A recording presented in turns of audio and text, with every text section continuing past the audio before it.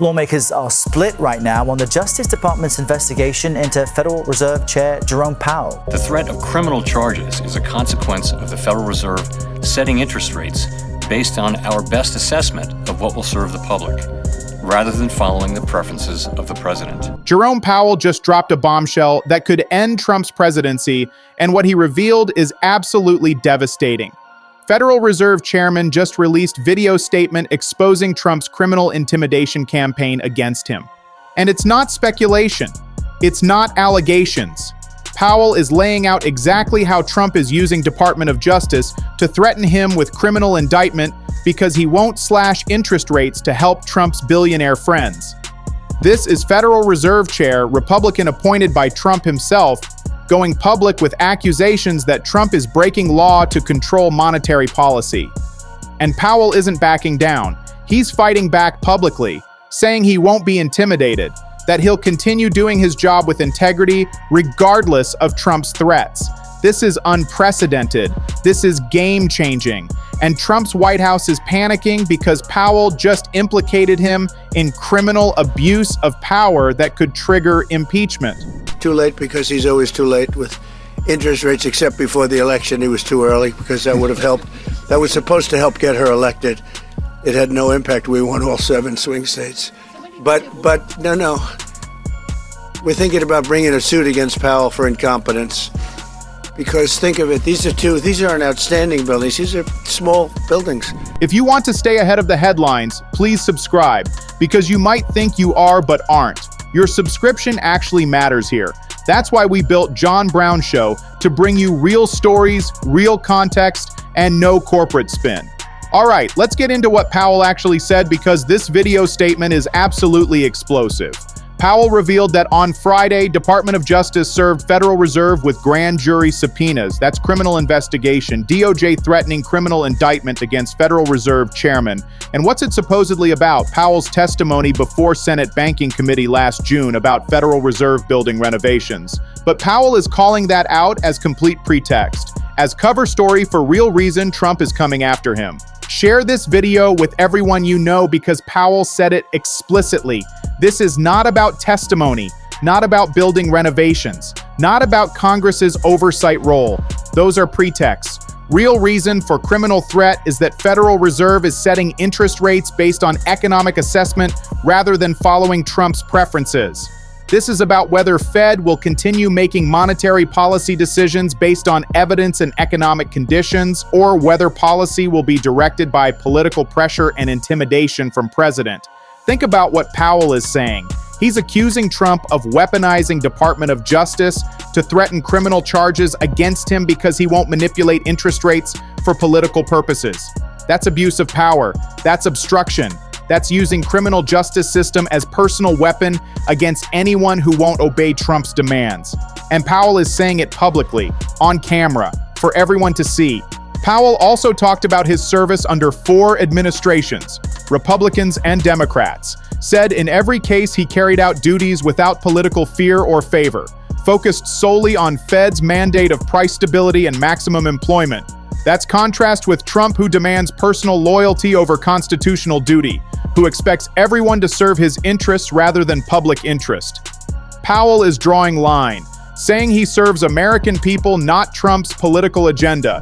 Think about what that means. Then Powell said something that should echo through every newsroom and congressional office, said public service sometimes requires standing firm in face of threats. That he will continue doing job Senate confirmed him to do with integrity and commitment to serving American people. That's Federal Reserve Chairman saying Trump's threats won't work, won't change how he does his job, won't force him to compromise independence of monetary policy. Make sure you're subscribed to John Brown Show, because now let me give you context for why this is happening. Trump and Powell have been at odds entire presidency. Trump constantly demanding Powell cut interest rates, claiming high rates are killing economy, blaming Powell for economic problems, using him as scapegoat for failures of Trump's own policies. And when Powell won't comply, Trump escalates. Recently, Trump and Powell met in person to discuss Federal Reserve building construction, and that meeting shows exactly how Trump operates. Trump claimed building costs had jumped from $2.7 billion to $3.1 billion. blamed Powell and Fed for cost overruns, used it as example of government waste, but Powell pushed back immediately, said Trump was including costs from Martin Building renovation that finished 5 years ago, that Trump was adding third building that wasn't part of current project, that numbers Trump was using were false. Powell corrected Trump to his face, on camera, showed Trump was lying about costs, and Trump crumbled, backed down, changed subject, because he couldn't defend lies when confronted with facts. That moment showed Trump that Powell won't be bullied, won't go along with false narratives, won't let Trump use Fed as political prop, and that made Trump furious. Since then, Trump has been telegraphing his desire to fire Powell, which he legally cannot do. Federal Reserve Chair has fixed term. Can't be removed by president for policy disagreements. That's whole point of Fed independence, but Trump doesn't care about legal limits. He wants Powell gone because Powell won't manipulate interest rates to benefit Trump politically. Trump has said publicly he wants to bring lawsuit against Powell for incompetence, claims Powell is always too late with interest rate decisions, except before election when Powell cut rates, which Trump says was an attempt to help Democrats. That's contradictory nonsense. Powell is too late except when he's too early, too slow except when he's too fast. Trump's criticism has no coherent basis. It's just anger that Powell won't do what Trump demands. Share this with everyone because real reason Trump wants lower interest rates has nothing to do with helping average Americans. It's about letting his billionaire friends borrow money cheaper, about inflating asset prices, about making Trump's own properties more valuable. Lower interest rates benefit wealthy people who own assets and have access to credit. They don't necessarily help working people struggling with high costs of living. But Trump doesn't care about working people, never has. He cares about keeping billionaire donors happy, about pumping stock market, about creating illusion of economic success, even if underlying economy is weak. And Powell won't sacrifice Fed's independence or economic stability to give Trump what he wants. So Trump is trying to intimidate him with criminal threats. Now Powell has gone public, has exposed Trump's abuse, has said explicitly that DOJ subpoenas are retaliation for Fed's interest rate decisions, not legitimate investigation of testimony. That's Federal Reserve Chairman accusing President of criminal obstruction, of weaponizing justice system, of threatening prosecution to control monetary policy. Those are impeachable offenses, and Powell isn't alone in recognizing Trump's intimidation tactics. Trump's own economic advisors have pushed back against attacking Powell. Howard Lutnick knows it's a bad idea. Scott Bessent has urged Trump not to fire Powell because they understand what would happen to markets and economy if Trump successfully politicizes Fed. Wall Street would panic. Investors would flee.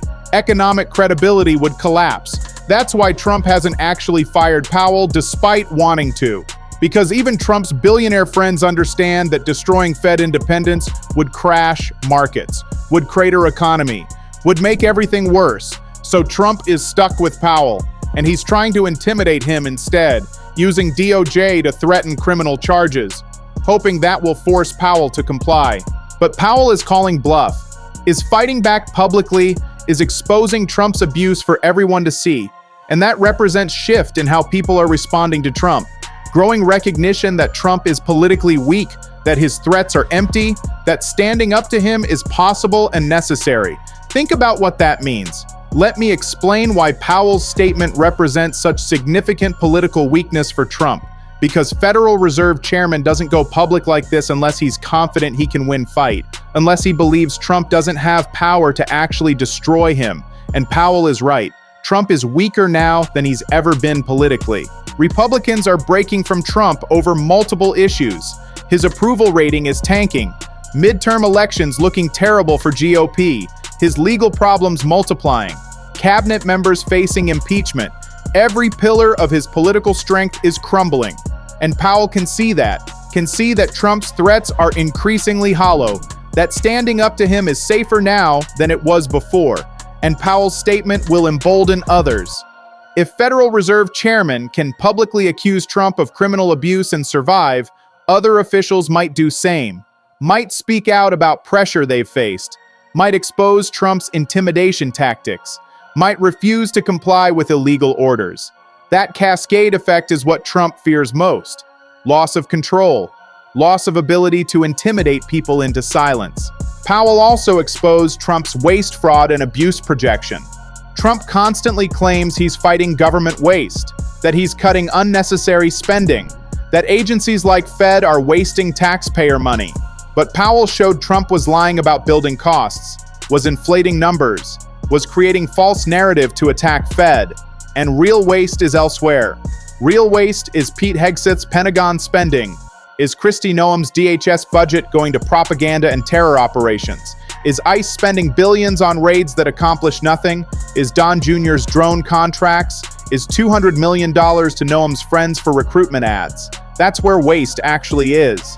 In Trump's own administration, among his appointees and family, but Trump projects his corruption onto independent agencies that won't submit to his control. And Powell's statement comes at a moment when Trump desperately needs distraction from other scandals.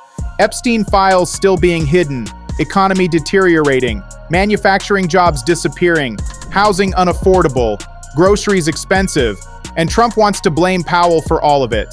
Wants to say Fed's interest rates are a problem rather than Trump's tariffs and failed policies. But Powell isn't accepting that scapegoating, is pushing back, is saying Trump created these problems, that Fed is doing its job based on economic data, not political pressure, that Trump's attacks are abuse of power, not legitimate criticism. That's devastating for Trump's narrative. Can't blame Fed when Fed chairman is explaining publicly why Trump is wrong. And timing matters enormously. This comes as Kristi Noem facing impeachment, as over 70 members of Congress signed articles against her, as momentum builds toward accountability for entire administration.